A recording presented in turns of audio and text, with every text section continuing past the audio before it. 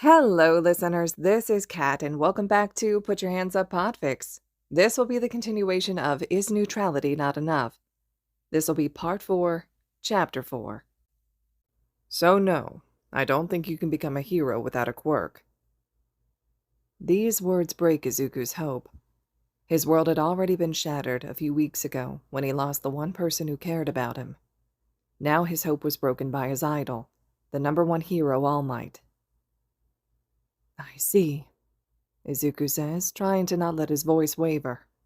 He doesn't dare look at All Might, because he knows the tears he is so desperately trying to hold back will come spilling over. So he keeps his gaze trained on the ground, tracing the lines of the roof tiles with his eyes. All Might walks over to the door on the roof that leads to the stairs. It's okay to dream, kid, but you have to keep it realistic. With that, the hero disappears through the iron door into the building. The tears flow. His hope, his dream, shatters. Damn it, he thinks. He furiously wipes the tears away with his sleeve. He's had enough of these stupid tears. In the span of a few weeks, 2 heroes have disappointed Izuku. It's kind of ironic how they are the number 1 and 2 heroes, he thinks bitterly. Thoughts swirl through his head, and as he stands on the roof, the tears gradually stop, and the sad clenching of his heart is slowly replaced by burning anger.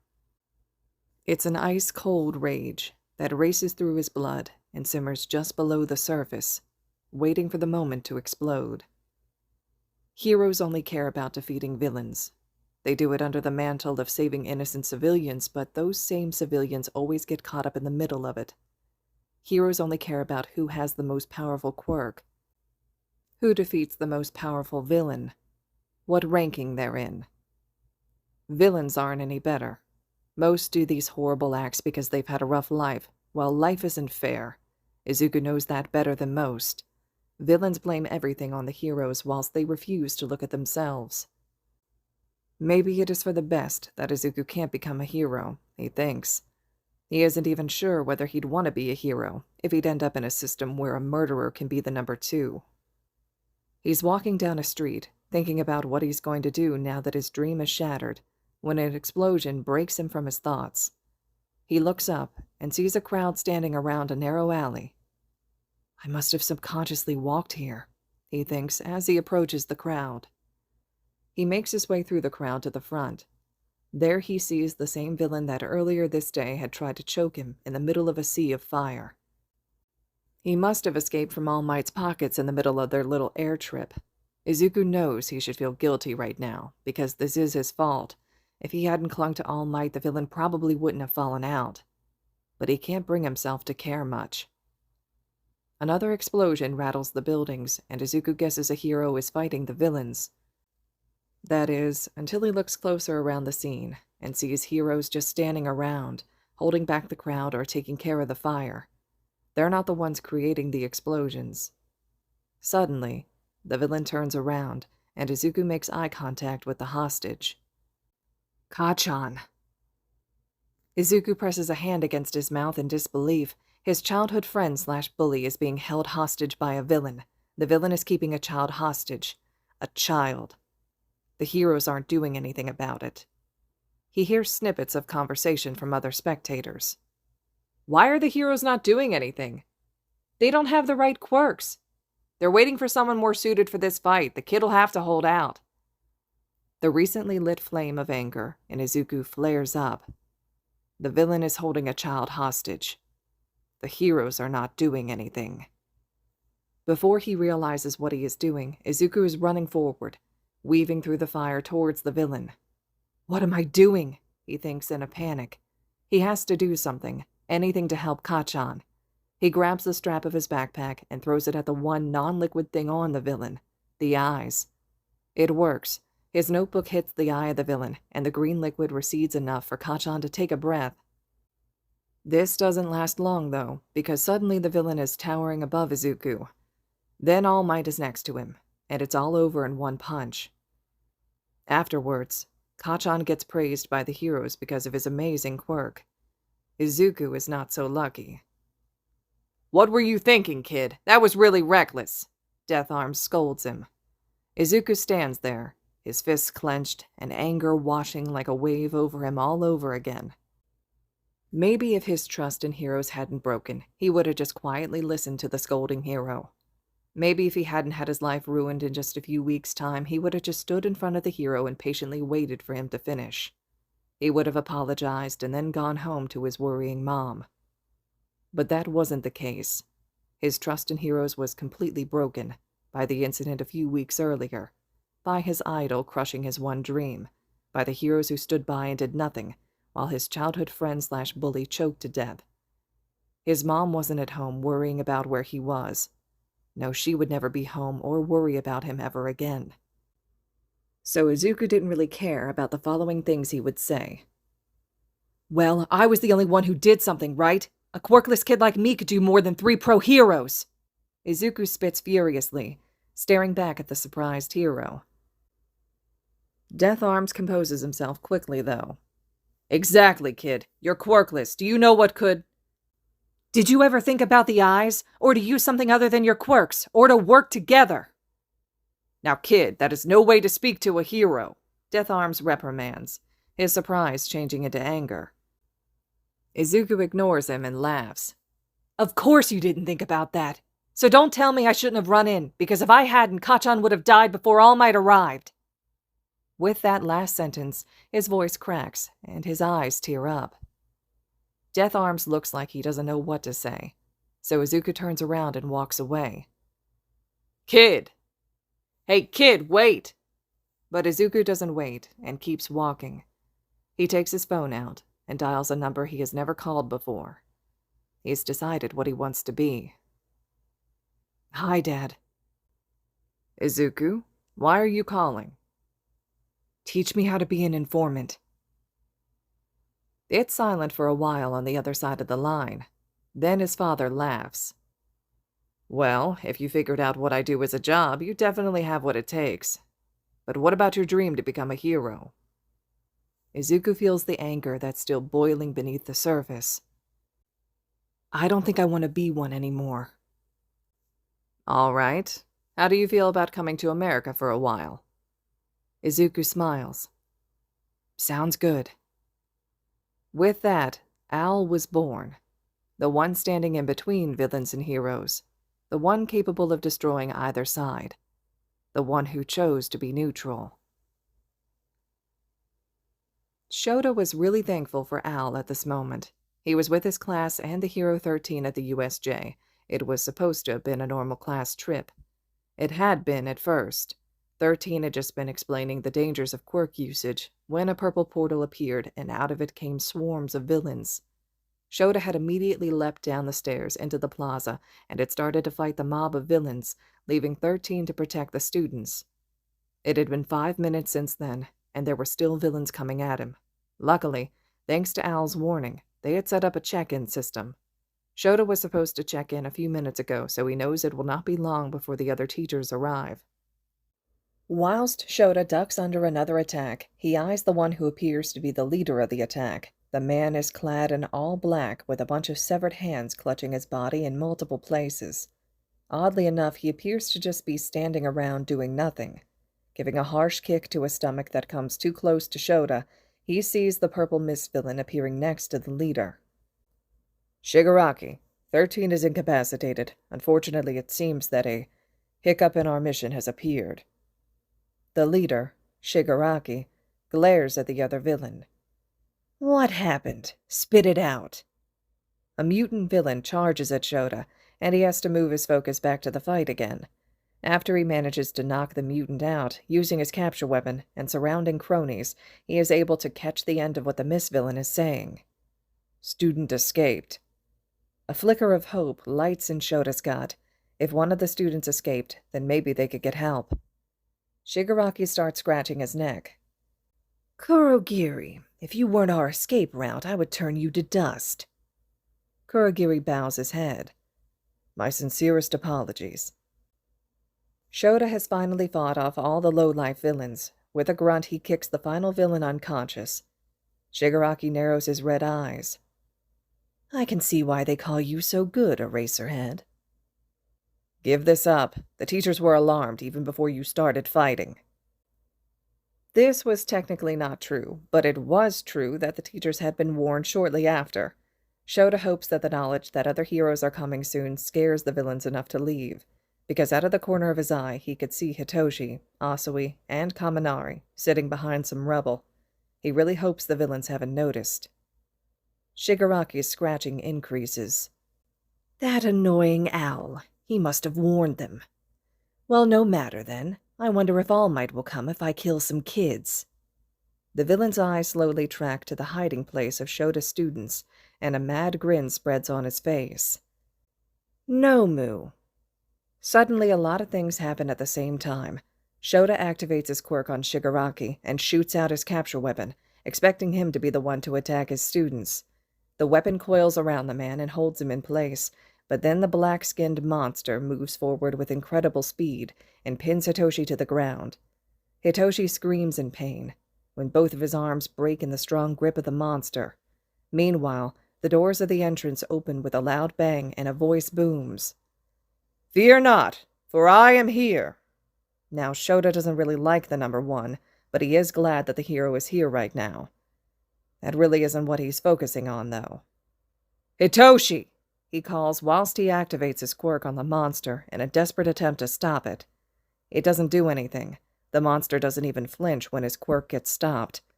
Shigaraki laughs, a bone-chilling laugh.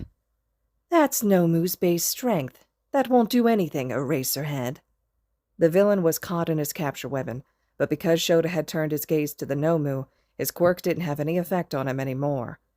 A hand goes up to the fabric, and the capture weapon disintegrates. A white-hot rage spreads through Shota. This villain dared to hurt his kid. For a moment, anger is all that consumes Shota. Then he pushes it away. Acting on anger right now would be illogical. It would only get him and his kids killed.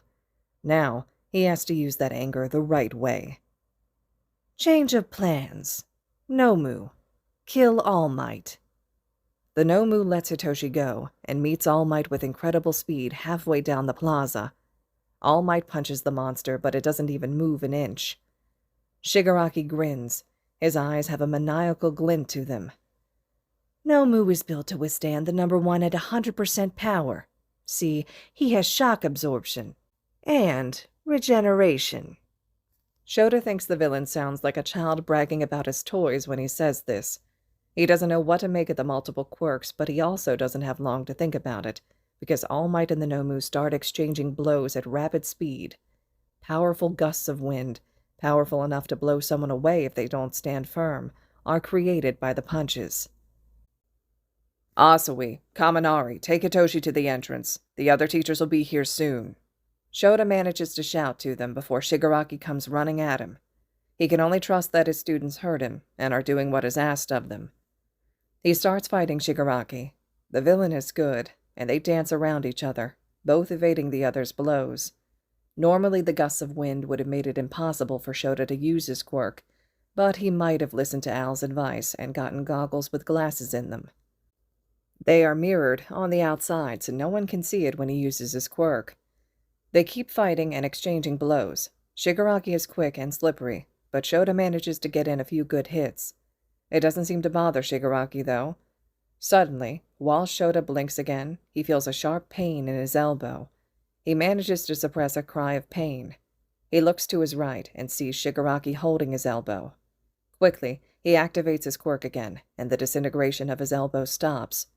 Shigaraki smiles his crazy smile again. It took a while to figure out, but you have a tell when you use your quirk, and the periods in between keep getting shorter and shorter. Now it makes sense why the villain was mumbling numbers. Shota says nothing and instead jumps to the side to create a distance between him and the villain. That is also when the Nomu is sent flying through the glass roof by All Might. They both stop fighting and stare at the number one, who stands with a ripped-up shirt and his fist on his chest. Shota quickly looks back at Shigaraki, afraid to let the man any longer out of his sight. The villain has started scratching his neck and glares at All Might. He is not weaker at all, he whines. Shota shoots out his capture weapon in an attempt to detain Shigaraki, but the mist villain intervenes and creates a portal through which the weapon disappears. "Give up, villains! The other teachers will be here soon!" All Might booms. As if summoned, the other teachers come running through the entrance with Ida by their side. "It is better if we leave now, Shigaraki," the mist villain says as he appears beside Shigaraki. The scratching pauses for a second. "Yes, let's regroup. I may not have won this boss fight, but next time I see you, number one, I'll win." A bullet shot sounds, probably coming from Snipe, but the two villains have already disappeared through a purple portal. All Might rushes to Shota. "Aizawa, are you all right?" Shota nods absently and rushes up the stairs. There he sees most of his students, all unharmed but one, Hitoshi. Faintly in the background he hears Nezu giving orders to look for the other students. Namuri approaches him and suggests he sit down until the medics arrive, but Shota just waves her away. He hurries to Hitoshi's side and crouches down. Hisashi is sitting on the other side of him. Shota glances at Asui and Kaminari, who are both still looking worried at their classmate. "Thank you for taking care of Hitoshi. You did well." Both of them look at Shota surprised, probably not expecting to be praised by their stoic teacher. Shota just thinks that they deserve it after what happened. "Go wait with your classmates until the medics arrive. We'll look after Hitoshi." The two nod and hurry to their classmates.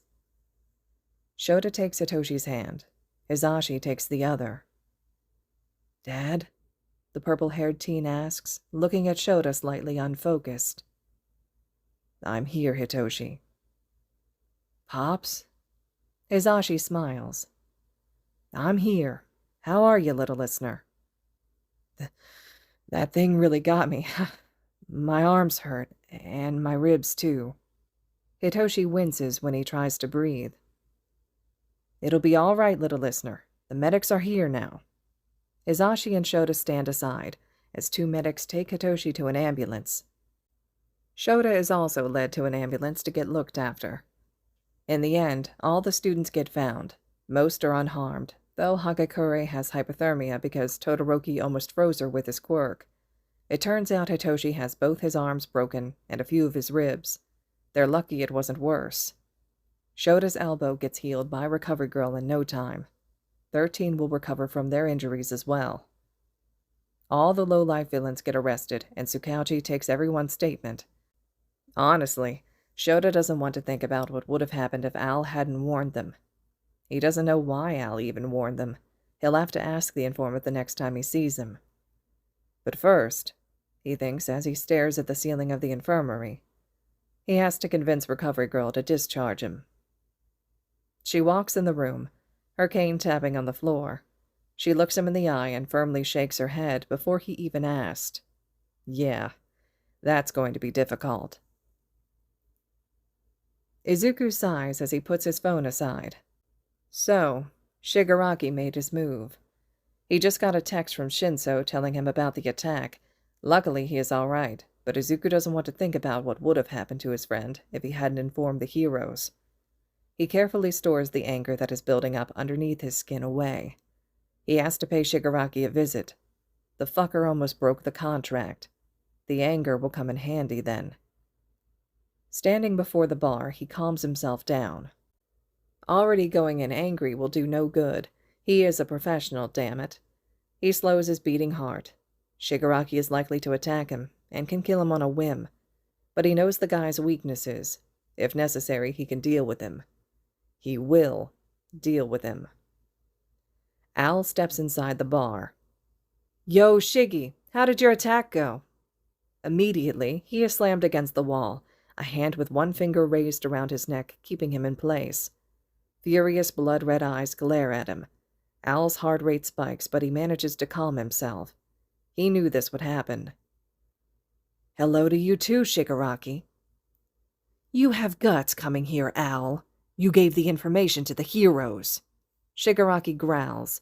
His killing intent is so thick you can almost touch it. He stands so close to Al that he can smell his breath. It doesn't smell good. Shigaraki's neck is bloody and dry, probably scratched open in frustration. I give information to the heroes on a weekly basis. You're going to have to be a little more specific, Al says airily. Shigaraki's grip on his neck tightens. He scowls. You're really pissing me off, Al. Because of you, my quest failed. Nah, Shiggy. You didn't play by the rules of the game. That's why your little quest failed. The grip on his neck tightens even more, as if Shigaraki is challenging him to continue. It's getting harder to breathe, but Al continues with gritted teeth. You know I have very few rules when it comes to what clients do with my information. You would have broken one of them if I hadn't intervened. You also hate All Might. What price is a few kids? Shigaraki snarls, eyes completely focusing on Al's face. Wrong question. Al grabs Shigaraki's wrist and pulls it away. At the same time, he kicks him away with all his power. He keeps hold of the man's wrist and pulls it behind Shigaraki's back, now pushing the villain against the wall. The other arm he grabs as well, being careful with the guy's hands. Al lets his aura out, and the dangerous glint in his eyes appears. This is a warning, Shigaraki. Don't break the few rules I have. I'll ruin you if you do. It seems like you're siding more and more with the heroes. I really should kill you. Shigaraki growls. His hands behind his back flex as if trying just that. Al laughs. It's a cold laugh. I'm neutral, Shigaraki. After all this time of working with me, I had hoped you would at least remember that. Oh, and I would advise against killing me, Al adds, seeing the man's hands try to reach out. If you do so, the Underground will lose one of its best informants. Your reputation will suffer immensely from it, and you'll lose most of the power you have right now. People will not be happy with you. He lets Shigaraki go with a push, dusts his clothes off, and nods Kurogiri a farewell. The bartender is still cleaning his glasses like nothing happened. Oh, how Al likes the guy. He walks to the door and turns around. Shigaraki is glaring at him with the killing intent still thick in the air, but Al knows the villain is smart. Shigaraki understands that killing Al now would only give him problems. Remember my warning, Shigaraki. With that, Al leaves the bar. Once outside, he ducks into the nearest alley and leans against the wall, breathing harshly. He slowly gets his beating heart under control again. Shigaraki is dangerous when he's angry. The guy becomes unpredictable. He doesn't like Shigaraki when he's angry, especially when that anger is aimed at him. He starts doing things that are irrational. Al hopes he talked him out of doing so. He knows he was just a touch away from being killed or at least seriously injured, and that the only thing that saved him is the fact that Shigaraki didn't count on him trying to break out. He can't really bring himself to care much. Al was angry too. Shigaraki almost broke the contract. Because of this, children were almost killed. His friend was almost killed. It's one of the few rules he has. No killing or seriously injuring children. Al isn't naive. He knows that his information is used to ruin people's lives, villains or heroes or anyone else, really. It's used to appease someone's greed, or to kill people. Hell, he is so popular in the underground because he lets people do that with his information, because he has so few rules. But people also know that rules he does have are to be obeyed. They shouldn't be broken. A few of his earlier clients figured that out the hard way. Now Shigaraki is trying to destroy society. Honestly, Al couldn't care less. Let heroes and villains destroy each other. He's happy to provide them the information needed. But if Shigaraki breaks his rules in the process, whilst having a contract, no. Al will stop the guy. Just as Izuku decides to leave, he notices a figure standing at the entrance of the alley. The figure raises their hand. Yo, Al. You okay? Oh, Dabi. Izuku shrugs. Besides Shigaraki pissing me off more than usual, it probably comes out quite angry because Dabi frowns at him. Come on, let's talk. With that, he walks into the alley, past Izuku, and climbs up the fire escape. Izuku follows, and soon they reach the roof. He sits down next to Dabi, their feet dangling over the roof. They're silent for a while, both enjoying the nighttime atmosphere. In the distance, police cars can be heard. The lights of the city shine beautifully. One of the taller buildings of the city seems to be advertising a hero brand, though it's way too far away to see which hero. Closer by, you can hear gangs getting together or fighting, crimes happening. Heroes don't come in these neighborhoods, so people do as they please. Izuku looks up at the sky, turning his gaze away from the city. It's a clear night, but the stars are still not visible due to the light pollution from the city. He remembers when he and his mom went on holiday to the countryside, where you could see the stars. One night she pointed out all the constellations. They stayed up until the sun came up. He smiles under his mask. She used to tell him that his grandparents lived among the stars, looking after them from the sky. Now she is with them, living among the stars. "So, what's got you so worked up?" Dabi asks. Izuku sighs and answers. "Do you know about the attack at UA this afternoon?" Dabi nods. "Yeah, Shigaraki had been planning that for weeks. Asked me to join, but I was already away for other business." Izuku hums. He had wondered why Dabi wasn't there. "Shigaraki almost broke the contract, so I prevented that from happening, and then the fucker dared to blame me for his failure at the USJ." Dabi looks at him exasperated. "You warned the fucking heroes?"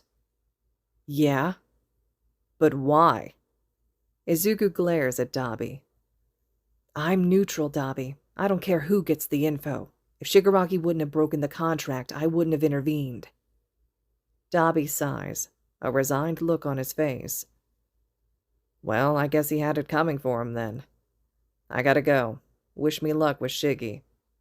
He stands up with a sigh. Izuku wishes him good luck and watches Dabi go. He stays on the roof for a long time, alone with his thoughts. All right, listeners, this concludes Chapter 4 of Is Neutrality Not Enough? Chapter 5 will be up next. Drop those thoughts, comments, reactions below. If you like the fic, make sure you're sliding over to AO3 to leave support, comments, kudos to the original author as well. And as always, thank you all so much for listening.